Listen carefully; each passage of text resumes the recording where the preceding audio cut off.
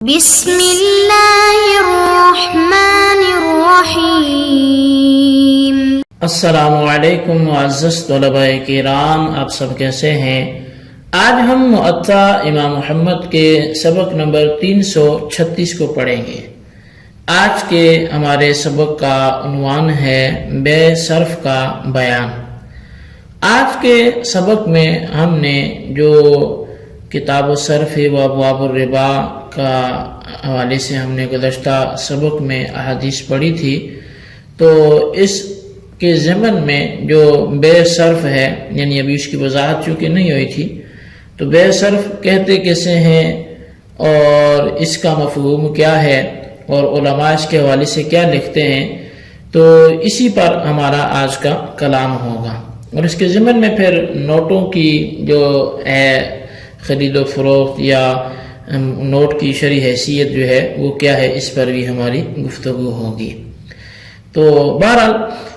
علامہ سرخسی رحمۃ اللہ علیہ آپ مبسوط میں لکھتے ہیں کہ مال کی ایک قسم وہ ہے جو ہر حال میں ثمن ہے اور وہ درہم اور دینار ہیں، دوسری قسم وہ ہے جو ہر حال میں ہی مبیع ہیں، یہ وہ چیزیں ہیں جو ذوات الامثال سے نہ ہوں، جیسے کہ مصنوعات اور مویشی وغیرہ۔ تیسری قسم وہ ہے جو کبھی تو ثمن ہوتی ہے اور کبھی مبیع ہوتی ہے، جیسے ماپ تول والی چیزیں، ان میں سے جس چیز کو عقد میں عوض قرار دیا جائے تو وہ ثمن ہو جاتی ہے اور دوسری مبیع ہو جاتی ہے۔ لیکن اگلے ہی صفحے پر علامہ سرخسی رحمۃ اللہ علیہ آپ لکھتے ہیں کہ اس عقد کے اندر مجلس میں مبیع اور ثمن دونوں پر فریقین کا قبضہ کرنا ضروری ہوتا ہے، کیونکہ یہ عقد ثمن کے بدلے میں ثمن سے عبارت ہے، اور عقد کے سبب سے ثمن ذمے میں دین یعنی وہ قرض ہوتا ہے، اور دین کے بدلے میں دین شریعت میں حرام ہے، کیونکہ نبی علیہ السلام نے بیع الکالی بالکالی سے منع فرمایا ہے، اس لیے بیع ثمن بے ثمن بھی ممنوع ہے۔ تو قبضہ اس لیے ضروری ہے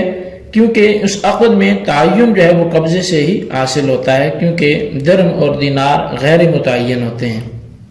اس لیے مجلس میں قبضہ ضروری ہے، کیونکہ شریعت میں حالت جو ہے وہ حالت مجلس جو ہے وہ حالت عقد کے قائم مقام ہوتی ہے،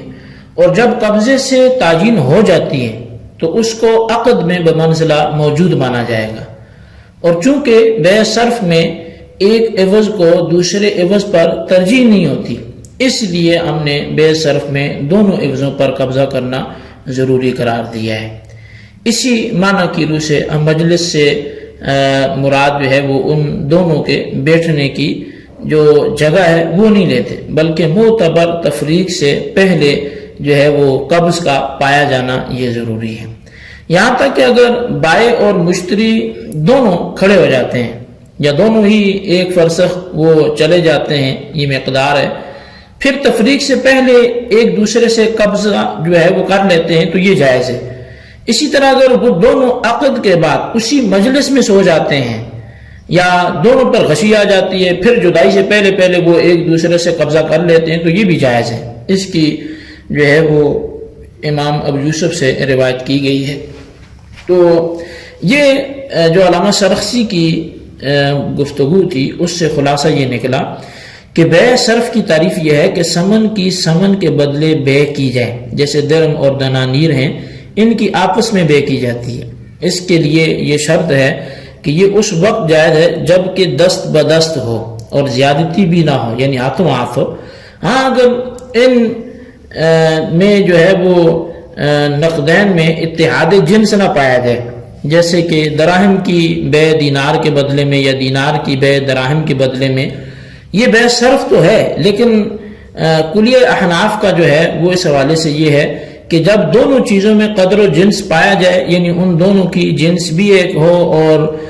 وہ دونوں قدری بھی ہوں، اس صورت میں نہ ادھار جائز ہے اور نہ ہی ان میں کمی بیشی کے ساتھ بے جائز ہے۔ لیکن اگر ان دونوں میں سے صرف ایک چیز پائی جائے، یعنی وہ دونوں صرف قدری ہوں اور جنس مختلف ہوں، یا پھر وہ دونوں کی جنس تو ایک ہو لیکن قدر مختلف ہوں، تو کیونکہ قدر کا اطلاق تو تول اور کیل میں کیا جاتا ہے، اگر ایک کیلی ہے اور دوسری موزونی ہے، اس صورت میں اگرچہ کمی بیشی جائز ہے مگر ادھار جائز نہیں ہے۔ جیسے کوئی آدمی سونے کو چاندی کے بدلے فروخت کرتا ہے اور کمی بیشی تو جائز ہے مگر ادھار نہیں کر سکتے۔ اسی طرح گندم کو جو کے بدلے میں فروخت کیا، اب یہ دونوں جو ہے وہ کیلی ہونے میں تو متحد ہیں مگر جنس مختلف ہیں، تو اب بھی کمی زیادتی کے ساتھ ان میں بے جائز ہے مگر ادھار یہاں بھی جائز نہیں ہے۔ یعنی ضروری ہے کہ ہاتھوں ہاتھ ہو، یا یہ کہ وہ نقد ہو، بہرحال یا یہ ہے کہ وہ ہاتھوں ہاتھ ہو یا پھر نقد ہو، کیونکہ یہ بے صرف ہو رہی ہے۔ بے صرف میں اصل دراہم اور دنانیر ہوتے ہیں اور ان کا جو ہے وہ تعین بغیر قبضے کا نہیں ہو سکتا، اس لیے جو مجلس کے اندر قبضہ کرنا ہے وہ شرط ہے۔ تو بہرحال آپ نے بے صرف کی تعریف بھی سن لی اور اس کے حکم بھی آپ نے جان لیا، تو اب اس کے حوالے سے ایک جدید مسئلہ جو درپیش ہے اس کے حوالے سے کچھ عرض کروں گا کہ وہ کیا کہ وہ یہ ہے کہ کیا نوٹ بھی سمن کی قبیل سے ہے، یا صرف جو ہے وہ سمنوں کے لیے ایک رسید ہے۔ تو اس طرح سے اب جو نوٹ ہمارے دور کا ہے وہ پاکستان کا نوٹ ہو تو اس کی کیا حیثیت ہے؟ تو آج کل دنیا کے تمام ممالک کے مالیاتی نظام کی اساس وہ بینک نوٹ پر ہے، اور تجارتی جو ہے وہ سود کی ادائیگی بھی بینک نوٹ کے ذریعے جاتی ہے، اور تمام دنیا میں جو مالیاتی لین دین ہے وہ بینک نوٹ کے ذریعے انجام پاتا ہے، اور بہت سے شرعی احکام پر عمل کرنا جو ہے وہ نوٹ پر موقوف ہے۔ اس لیے ضروری ہے کہ نوٹ کی تحقیق کی جائے، نوٹ کے بارے میں مذاہب اربعہ کو دیکھا جائے، اور پھر اس کے متعلق جو مسلک حنفی کے مطابق موجودہ زمانے کے حنفی علماء کے قول ہیں تو وہ دیکھے جائیں۔ تو بہرحال پھر فقہ حنفی کے حوالے سے جو فیصلہ ہے وہ سامنے ہمارے آئے تاکہ نوٹ کے بارے میں جو اس وقت شکوک اور شبہات درپیش ہیں ان سے نجات حاصل کی جائے۔ تو سب سے پہلے موجودہ زمانے کے اندر جو اس حوالے سے عبارات ہمیں ملتی ہیں علماء کی نوٹ کی شرعی حیثیت کے حوالے سے، تو وہ ایک سوال جو آپ کی صورت میں آپ کے سامنے رکھتا ہوں۔ سوال یہ ہے کہ نوٹ کی بے شراء کمی یا زیادتی پر جائز ہے یا نہیں ہے؟ تو جواب یہ ہے کہ نوٹ ہر چند کی یہ خلقتاً ثمن نہیں ہے مگر عرفاً حکم ثمن میں ہے، بلکہ عین ثمن سمجھا جاتا ہے۔ اس وجہ سے اگر 100 روپیہ کا نوٹ کوئی ہلاک کر دے تو اصل مالک 100 روپیہ کا توان لیتا ہے، اور 100 روپیہ کا نوٹ جب بھیجا جاتا ہے تو اس سے اس کاغذ کی قیمت ملنا مقصود نہیں ہوتی، کیونکہ ظاہر ہے کہ وہ کاغذ 2 پیسے کا کاغذ بھی نہیں ہے بلکہ مخصوص 100 روپیہ کا بیچنا اور اس کی قیمت لینا ہوتا ہے جو اصل مقصود ہے۔ اور 100 روپیہ کا نوٹ اگر کوئی شخص قرض لے تو بوقت ادا چاہے 100 روپے کا نوٹ دے یا 100 روپیہ، دونوں صورتیں مساوی سمجھی جاتی ہیں، اور جو دائن ہے اس کو مدیون سے کسی ایک کے لینے میں عذر نہیں ہوتا۔ حالانکہ اگر مدیون غیر جنس جو ہے وہ وقت ادا دے دے تو دائن نہیں لیتا، بخلاف پیسوں کے کہ وہ بھی اگرچہ عرفاً ثمن ہے مگر ان کی یہ کیفیت نہیں ہے۔ اگر 1 روپے کے عوض میں کوئی چیز خریدے یا 1 روپیہ کسی سے قرض لے اور ادا کے وقت 1 روپیہ کے پیسے دے تو دائن یا فروخت کنندہ کو اختیار رہتا ہے کہ وہ لے یا نہ لے، اور حاکم کی طرف سے اس پر جبر بھی نہیں ہو سکتا کہ خواہ مخواہ وہ پیسے لے لے۔ تو بس پیسے اگرچہ عرفاً ثمن ہیں مگر عین ثمن جو خلقی اعتبار سے نہیں سمجھے گئے، بخلاف نوٹ کے کہ یہ عین ثمن خلقی ہے، وہ عینیت خلقیہ نہیں بلکہ عینیت عرفیہ ہے۔ تو بس جو ہے وہ تفاصیل جو ہے وہ بے فلوس میں جائز ہونے سے یہ لازم نہیں آتا کہ نوٹ میں بھی جائز ہو، کیونکہ پیسے غیر جنس ثمن ہیں حقیقتاً بھی اور عرفاً بھی۔ وہ بوجہ اصطلاح اور عرف کے اس میں ثمنیت کی صفت آ گئی ہے، تو بس جب نوٹ عرفاً جو ہے وہ جمیع احکام نے عین ثمن خلقی سمجھا گیا ہے تو باب تفاصیل میں اس پر بنا جو ہے وہ اس بنا پر حکم دیا جائے گا اور تفاصیل اس میں آرام ہوگا۔ تو چونکہ حدیث بھی ہے فإنما الأعمال بالنیات ولکل امرئ ما نویٰ، کہ اعمال کا دار مدار جو ہے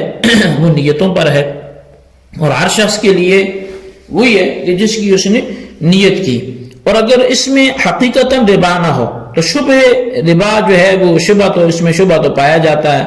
تو لیکن شبہ جو ہے وہ مضر نہیں ہے، اور تمام کتب فقہ میں یہ بات موجود ہے کہ شبہۃ الربا جو ہے یہ باعث حرمت ہے، اور اس کے علاوہ جو بے شراء یعنی نوٹ میں تفاصیل ہے وہ اختیار کرے گا، مقصود بجز اس کے کہ بعوض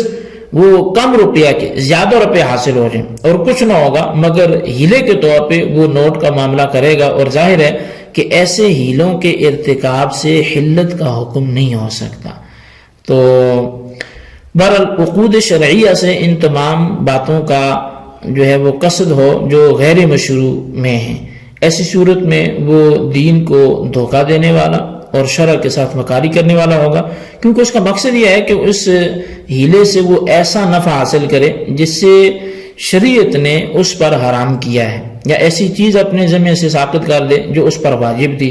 تو بس اگر نوٹ میں تفاصیل جو ہے وہ قضان جائز بھی ہو لیکن دیانتاً یعنی فیما بینہ و بین اللہ کسی طرح سے بھی وہ درست نہ ہوگا، کیونکہ کتب فقہ میں جو ہے وہ بے